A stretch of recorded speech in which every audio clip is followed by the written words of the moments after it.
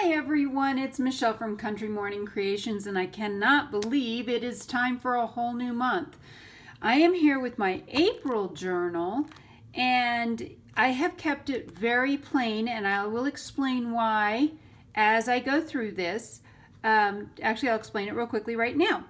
One of the things I've started doing is I keep my journals.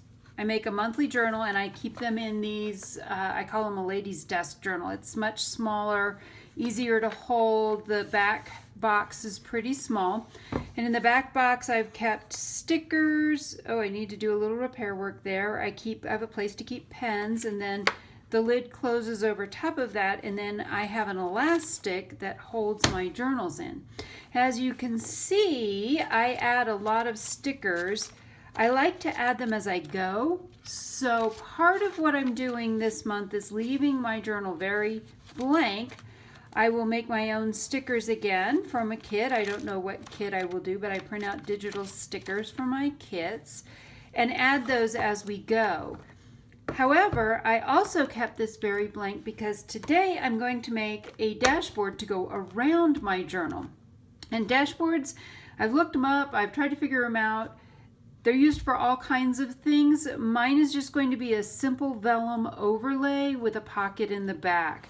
So to get through this really quickly, again, I am using the Darcel paper pad by Prima. I'll show it to you here real quick. So it's by Prima Marketing. It's the Darcel collection. For this one, I've used already for January, February, and March, I've used some of the darker colors, the burgundy and the navy blue. So I wanted to go with something a little bit lighter this time, especially because I did plan to use a dashboard around it. And so I've already put it together. This is my one for April. And what I've done is, so that every month has the same font and everything, I actually printed this out on matte clear sticker paper. So I have all of the months printed out, and then I just need to cut each one out as I go. These are very, very simple. I have a tutorial, I can link that below, on how to make these for yourself.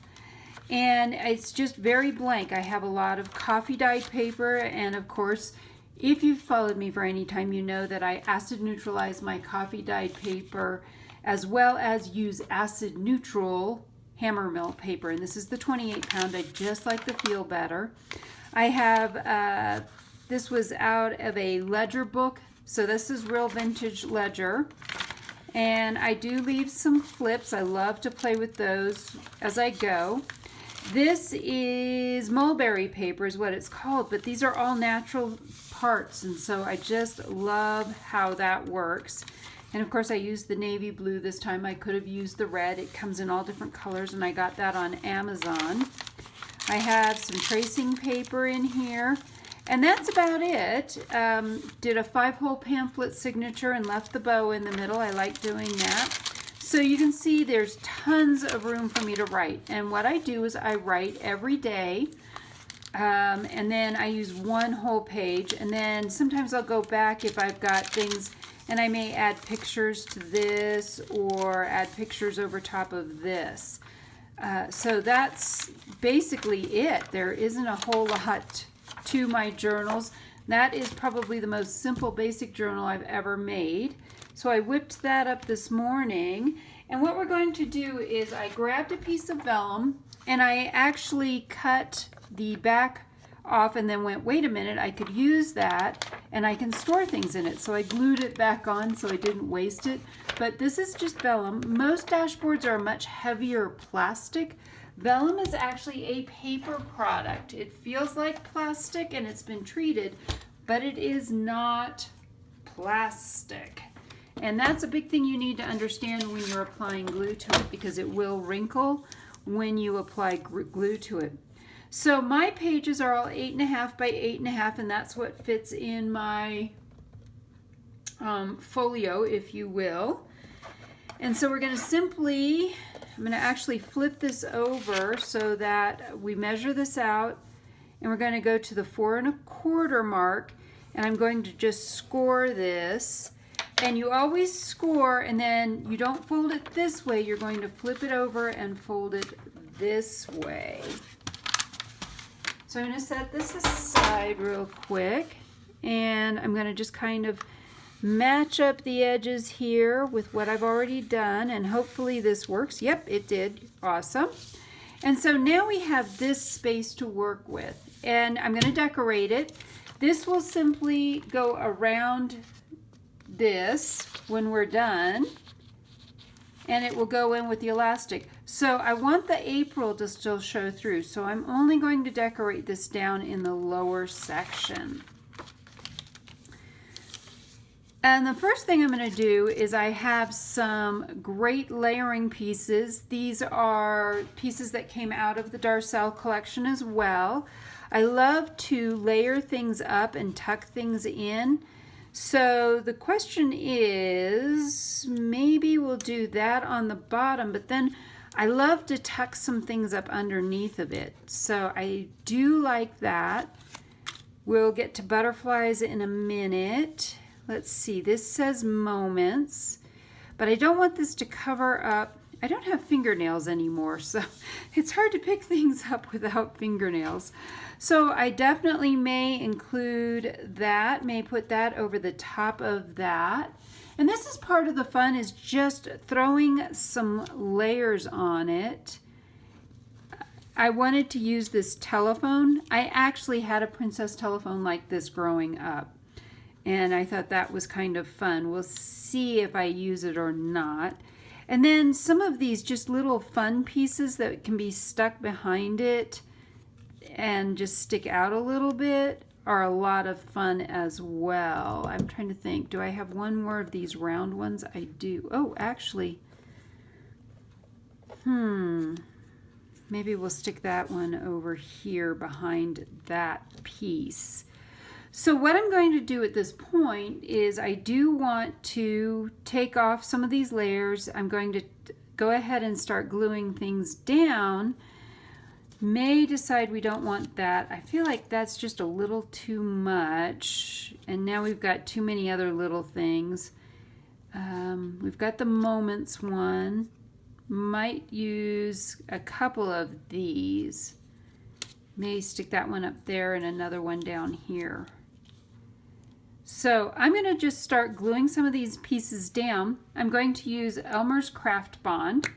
It's a great just craft bond glue stick. I love glue sticks. I use a variety of different glue sticks. I think there's no right one. I just grab a glue stick and go. So I'm going to start by tucking these down and gluing the pieces that go under first. Oops, let me glue that down, stick that. It's sticking to my fingers because I have glue on my fingers now. And I want to glue this one next. And again, try not to overthink these kinds of things. We don't want to spend a ton of time just trying to figure out where everything's going to go. So you don't want to way overthink it, which I am absolutely notorious for doing. I'm going to put that one there, and then I do want to use, I think, this over under here. So one of the things with layering is to not be afraid to put things under or over. Actually, I'm going to hold off on that. I want to glue the back of this. And don't, again, try not to way overthink things. Start putting them down. And I definitely am a person who likes things over and under and around. So that was why at the last second I decided I'm going to actually stick that on top of this. So we're going to do this one next. And just put this over on this side. And then we're going to glue the moments above all of this. And that was just what this was some of the stuff I just pre-selected out of this kit. And now things are going to show through a little bit from behind on here. Last but not least, I think I want to do, I may do a stamp. Maybe not that one. I was going to put something that says something on it, but I think I'm going to skip that, and instead I'm going to do these butterflies. This is a Tim Holtz set that I have, and I'm just going to ink up these butterflies. I love butterflies. I wanted to put some butterflies on this, so I wanted to get something. I'm going to kind of go around this pad because I'm not quite sure where the inky parts are, and this will look really cool going up the side here. Squish! And then pull it back off again. Well, some of it didn't show up quite so well. So what I may do is glue a butterfly over that. Yes, we're gonna save it. So we call these happy accidents or things like that. And so the ink didn't quite go over that butterfly. We're gonna add a butterfly right over top of it. And so there you go. We have our dashboard now that will go over the top of my other journal, and it is time, because I'm recording this on March 31st, but it is time to put this in my folio, so I will have it for tomorrow. We're just going to take the old one out. And again, I've created this with elastic. I've also created these where they tie in. This was just the way I made this particular one. Go to the middle. We're going to pull the elastic out, pop it right in, and then you'll see that we have the dashboard that goes around it, but you can still see the April in it.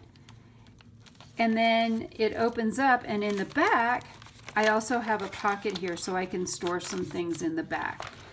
So I hope you've enjoyed this little flip through, as well as a kind of a tutorial on making your own dashboard.